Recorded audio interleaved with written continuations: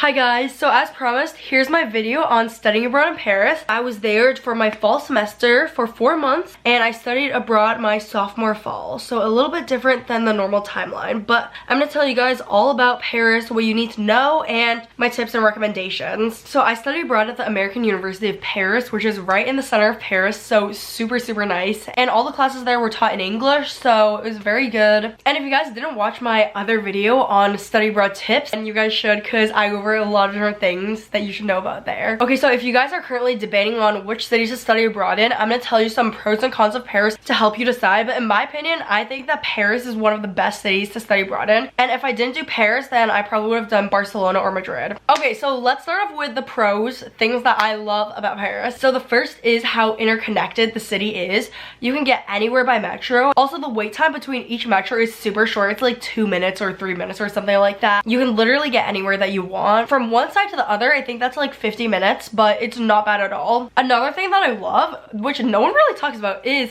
that I think that it's relatively safe. Like, aside from the pickpocketers, there's no one that's actually like really creepy or super dangerous. Like, during my time there, I felt completely fine walking alone at night, which I would not be doing here, but like in Paris, that's completely fine, especially where I lived in the 16th. But honestly, in all of Paris, I would feel fine walking alone at night. Although it's not like I'm recommending you to do that, but I'm just saying. And because everyone kind of keeps to themselves and minds their own business, you don't really have any creepy, weird guys staring at you, as opposed to a bunch of the other cities where they stare so shamelessly, so uncomfortable. But that literally does not happen at all in Paris. Like, it's actually such a blessing. Also, Paris is rated the best city in the world for a reason, because there are so many things to do.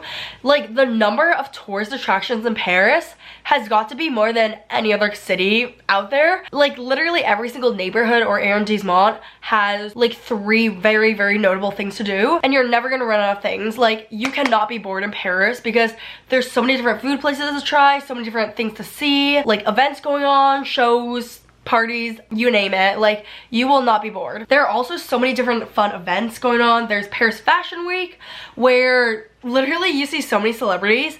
Like, I remember this one night, me and my friend were going out, and then we were going to this club, and then on the way there we saw Patrick Todd, and then in the club we saw Leonardo DiCaprio. I was like, what? And then outside there were so many other people. Like, we saw Cole Sprouse, Nina Dobrev, like all these different people just casually outside. Yeah, like a lot of people come to visit Paris, so you'll see a lot of people.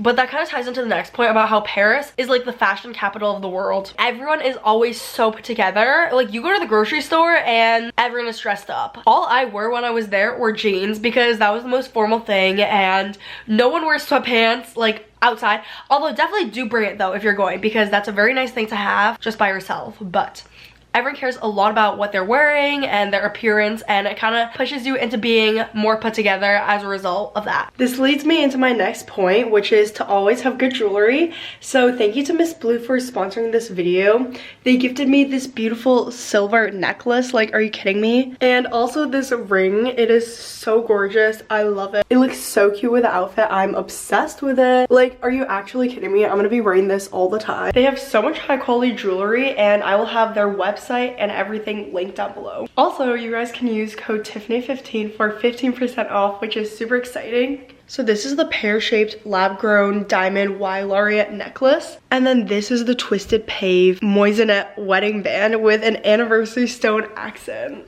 So fancy names. Anyways, I'm back at school now, but at home I did film an unboxing, so I'm gonna insert those clips now, and my camera did die. When you order their items, it comes with a bag, and then they also have like this card, cleaning wipe for jewelry, to make sure that it stays perfect. But let me show you guys what I got, because I'm so excited. I already opened this one because I literally couldn't wait. Look how cute the box is, and then on the inside there's this like white little container, and inside I got this ring. Let me show you guys. It's actually so beautiful. Like, are you kidding me? I am actually so obsessed.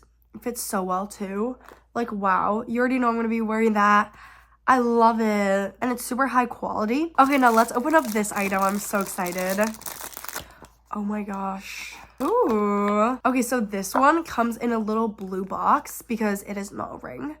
Oh my gosh. Okay, that's so cute. I'm gonna open it up and show you guys. Stop. That is so pretty. You're actually gonna catch me wearing this all the time from now on. Do you see that? It's like That is so cute. I love it. I've been like kind of debating between if I'm a gold jewelry type of girl or silver jewelry, and I don't know because I used to have all gold jewelry, but now I feel like I'm like kind of transitioning into silver, and I just feel like this is so perfect. So if you want to buy some jewelry or you want to gift someone jewelry, then this is the perfect website to check out, and I will have everything linked below. And then kind of along with that, there are a bunch of high-end stores, and it's really good to buy stuff there because there's a 12% tax return rate if you go back to the US. You save a lot of money in doing so. So if you want to buy bags, then that's the place that you should go. There are also a lot of fun things that kind of tie into that. Like there's the Dior Galleries, which is kind of like the showcase for all these dresses. It's so gorgeous. And then all of these designer stores kind of have their own little cafe, so it's very fun. But there really is stuff for everyone because there's just so much to do. Like there's the underground caves,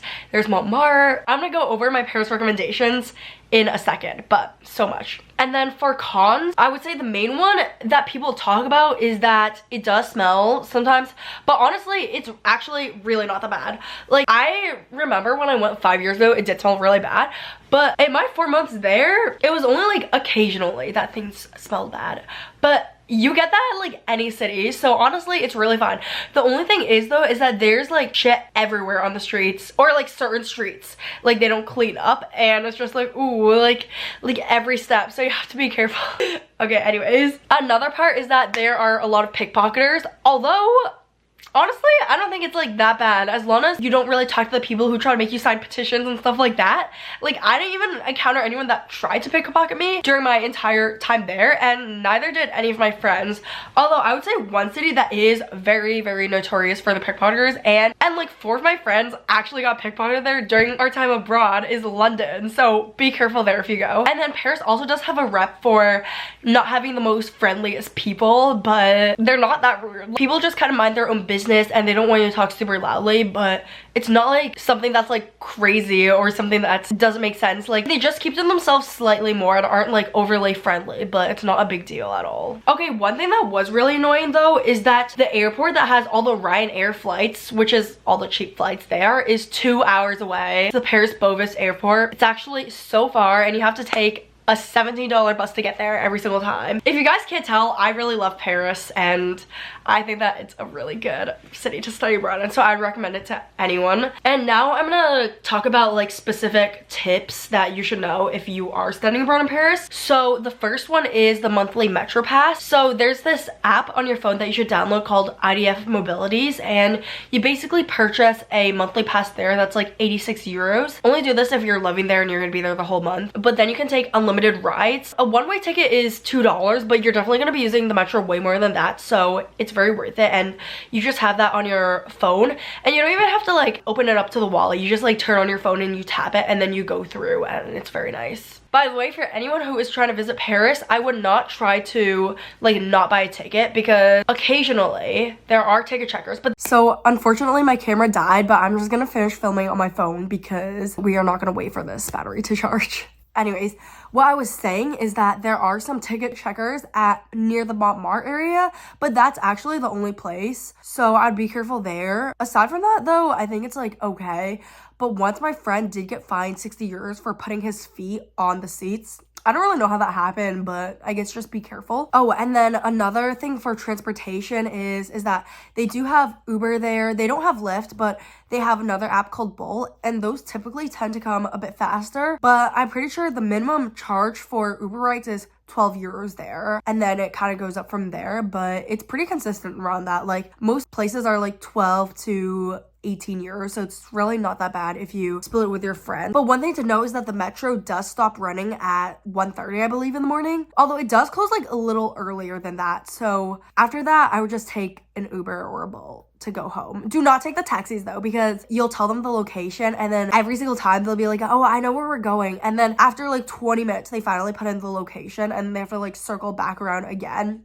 So it's just like kind of a stressful scenario, and definitely not worth that at all. I guess another thing for transportation is that there are bikes everywhere, and they're so fun to ride. They're like these electric bikes that you just take around Paris, although definitely be careful because there are a lot of cars around, and my friend like crashed her bike into a car.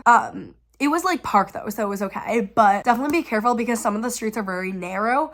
But I'm pretty sure you can get like a monthly bike subscription and it's very cheap. So a lot of Europeans do that. And then France uses euros, similar with a bunch of other countries there. So I guess I would just have some euros on hand, although most places take card. It's just like places like market stands or like some clubs need euros, but that's pretty much it for that. And then you also need like this specific type of charger. It's not a big deal. You can just like get it on Amazon or something, but I'll insert a picture of it. And then for nightlife and stuff like that, a lot of the clubs that are like higher end, I guess, you need a promoter to get in, and typically they'll reach out to you. But what me and my friends did was we would normally just go out with the promoters, and then they kind of like give you a VIP wristband, and then they give you drinks and stuff like that, and then you can just go. But clubs there, you do have to be a certain height, so platform boots, stuff like that. And then for dress code, they don't really like stuff that's too revealing, so nothing that's like super short or like cropped or anything like that. I normally just wear a mini black skirt or mini dresses, and it also goes until super late. Most of the places don't really open until midnight. I would say like it starts getting busy at 1 and then goes until like 5 a.m 6 a.m. I don't know, I never stayed out that late. And then lastly, I just say that there are like a few common phrases that you should know, like bonjour and bonsoir if it's the evening. Oh my god, my French is so bad, so actually like don't listen to me, but like if you want something, you can just be like s'il vous plaît, and that's like, can I please have? And then merci for thank you. I feel like that's like all you really need to know. And then I also have a bunch of recommendations for food places, study spots, and just attractions that I'm gonna put in the description. So you guys should definitely check that out. That's like my list that I put together. Spent a lot of effort, especially the food. I love that. I hope you guys enjoyed my recommendations though, because I loved it and I miss Paris so much. I genuinely think Paris is so perfect though, because you're actually never gonna get bored, and it's just such a wonderful place to be in, especially for a study abroad duration. And if you study there, then you're gonna have so much fun. Thank you for watching, and if you enjoyed this video, make sure to like, subscribe, and comment. Bye guys.